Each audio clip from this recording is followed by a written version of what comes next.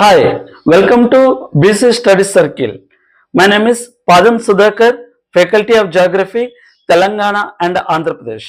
మరి జాగ్రఫీలో ఇంపార్టెంట్గా చూసినట్లయితే నదీ వ్యవస్థలో ఇంపార్టెంట్ హిమాలయన్ రివర్స్. హిమాలయన్ నదుల్లో సింధు, గంగా, బ్రహ్మపుత్ర.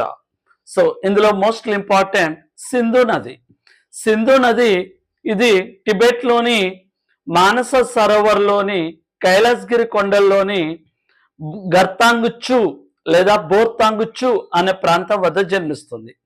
ఇది చైనా గుండా ప్రవహిస్తూ భారతదేశంలోని లడఖ్లోని దామ్చౌక్ అనే గ్రామంలో ప్రవేశించి ఇది లడఖ్లోని అలాగే జమ్మూ కాశ్మీర్లోని లే మరియు లడఖ్ మౌంటైన్ శ్రేణుల గుండా ప్రవహించి అలాగే పాకిస్తాన్లోని కరాచీ వద్ద అరేబియా సముద్రంలో కలుస్తుంది. దీని మొత్తం పొడవు సింధు నది మొత్తం పొడవు 2880 లేదా 2885 కిలోమీటర్స్. భారతదేశంలో సింధు నది పొడవు 709 కిలోమీటర్లు. అలాగే సింధు నదికి రెండు రకాల ఉపనదులు ఉన్నవి. ఒకటి కుడివైపు ఉపనదులు, రెండోది ఎడం వైపు ఉపనదులు.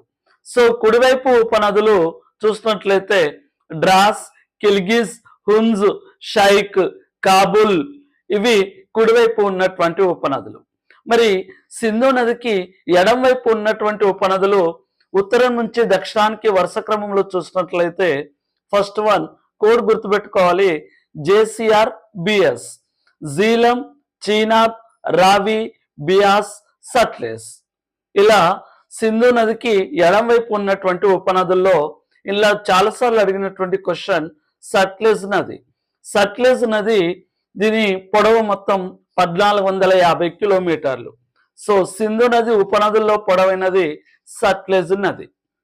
సో ఇలా ఇంపార్టెన్స్ నదుల్లో సింధు నదిగా చెప్పుకోవచ్చండి. Thank you.